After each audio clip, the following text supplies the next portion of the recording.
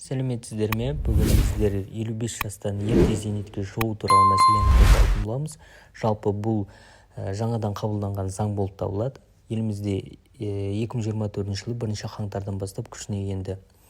Жалпы бұл жеңілдікті алу үшін елімізде 2014 жылдан бастап зиянды жұмыстарда істейтін жұмыскерлерге жұмыс беруші есебінен 5% міндетті кәсіптік зейнетақы жарнасы ОППВ деп айтамыз, обязательный профессиональный взнос.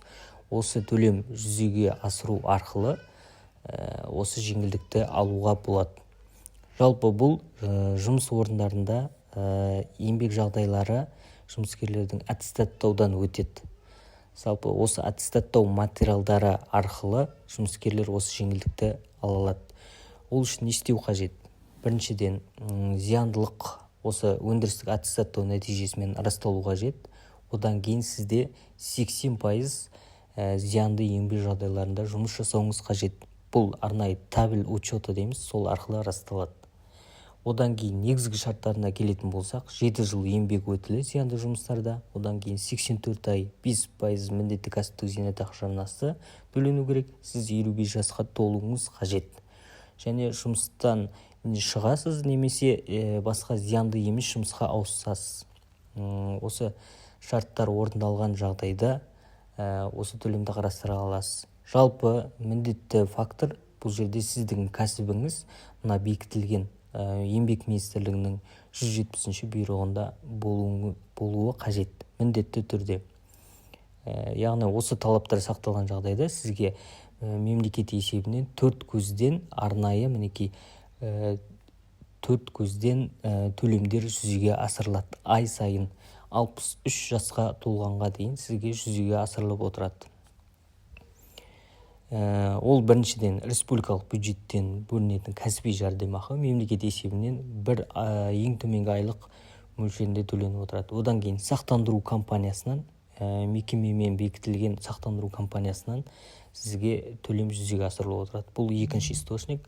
Одан кейін жұмыс берушінің өз қаражаты есебінен 1 ПМ, яғни 1 айлық ең төменгі көрсеткіш көлемінде.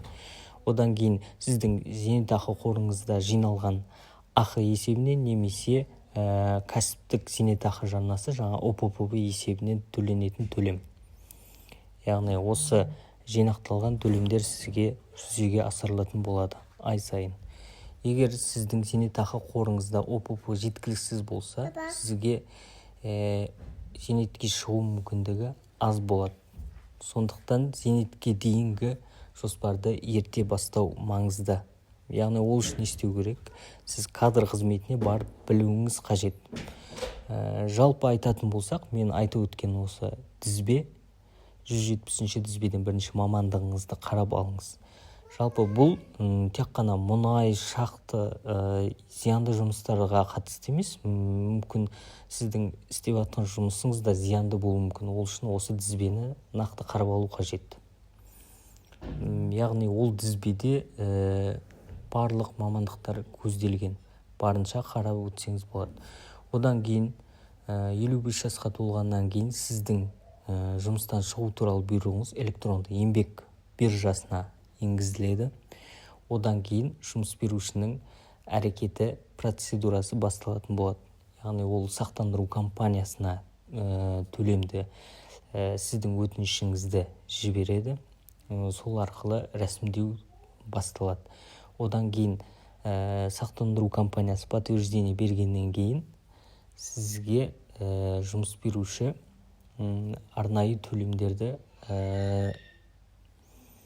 жаңағы МПФ есебінен, сосын сақтандыру компаниясының есебінен, жұмыс беруші есебінен, мемлекет есебінен сонға деп айтамыз, мысалы, сонға жіберіледі. Сол арқылы сізге ай сайын рәсімделіп отырады. Жалпы бүгін сіздерге қысқаша түсіндіруге тырыстым.